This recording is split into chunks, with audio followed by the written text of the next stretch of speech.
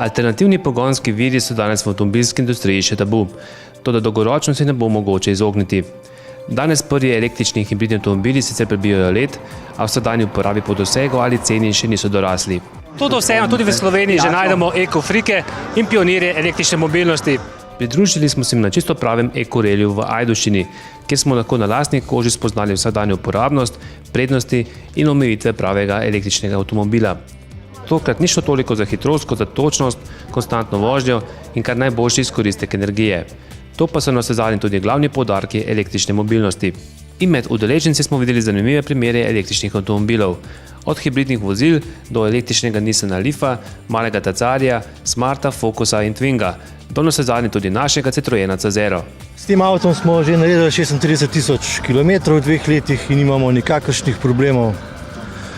Avto je res primeren zelo za mesten promet, za kratke dnevne relacije, oziroma lahko so tudi daljše, ker zlahka naredi 120 km v normalnem mestnem prometu. Poraba je pa zelo nizka, tako da ima približno 80 centov na 100 km. Sam sem presenečen, ker sem sam iz dirkaški hod. Da sem danes z 15 kW pripravil 40 km poprečne hitrosti. Ko vsi vemo, da 15 kW je slab skuter. Malo je bil problem glede dometa s količini baterij, ker vsi vemo, da nima veliko prostora. Ampak smo dobrih 20 kW noter spravili, da mislim, da ni problem se 150-160 km v lepem vremenu odvoziti.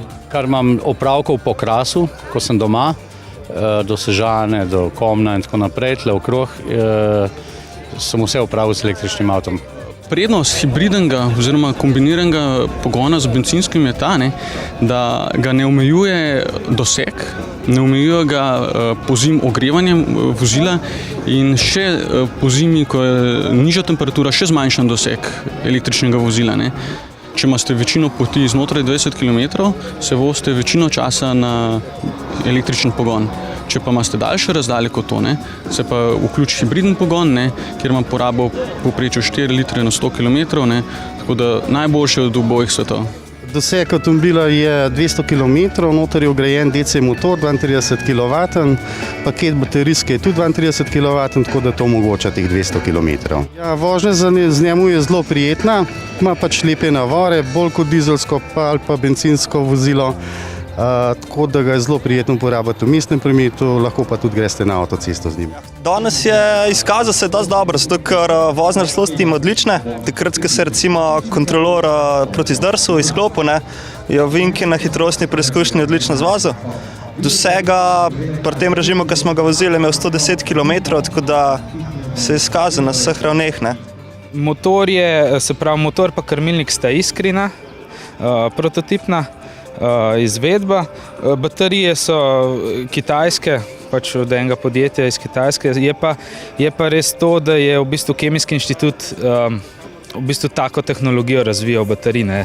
Zaradi tega je v bistvu ta avto kot demonstracijski avto za vodikovo pa litijevo vejo, ki jo razvija ta Kemijski inštitut pa Center odličnosti. Naš naslednji projekt je, slučajno predelujemo še enega Twingota v malo bolj športno verzijo.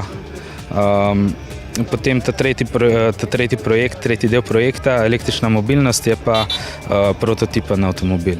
Če lahko pri električnih malčkih že sprejmemo njihov doseg, je glavna ovira v uveljavitvi električne mobilnosti predvsem cena vozil. Na drugi strani smo se lahko tudi sami v Ajdovščini, kjer smo morali na posebnih točnostnih preizkušnjah loviti predpisano povprečno hitrost, videli prednosti električnega pogona. To so predvsem enostavnost uporabe, enakomerna moč in takojšnji navor. Prva omejitev je cena, ker ti avtomobili so pač dražji. Druga pa je siguren pri ljudeh, ki ne poznajo tehnologije, dvomijo v to tehnologijo in pač po naših izkušnjah vsak tisk, ki pride k nam recimo na probno vožnjo, takoj spremeni mišljenje. Dober TDI od spoda izredno, na nizkem območju obratu, izredno velika moč. Pri višjih, tudi v obratu visokih, kot smo navajeni pri bencinskih motorjih, 6-7 tisoč, ni doben problem. Navor imate v območju 4000 obratov, ko vemo, da en bencinski motor ga ima mogoče 1000, če ga ima največji navor, spoda ga ima 70-50% manj, pa na koncu izkoristek. Nova vozila vsekakor se bojo prišla na cesto. Vozila tako pa obstoječa bojo pa tudi šla v predelavo. Bistven motor tega procesa pa bo cena bencina, kar pa je vsaki 14 dni se spreminja. Edino, kar je pa še za nas zanimivo, je pa to, da v bistvu električni avtomobili ogromno enih stvari odpade noter, se pravi, se lahko zelo drugače ga naredi kot navaden bencinski, tako da bo v bistvu šlo, prihoden razvoj bo šel v smer poenostavitve pač avtomobila. Sam občutek vožnje z električnim avtom je pa enkraten. Ne? Prvič ta tišina, tako kot je prej nekdo rekel, ptički in veter v laseh. Ne? Po koncu ajdovske prireditve smo si bili za ekopionirji edini.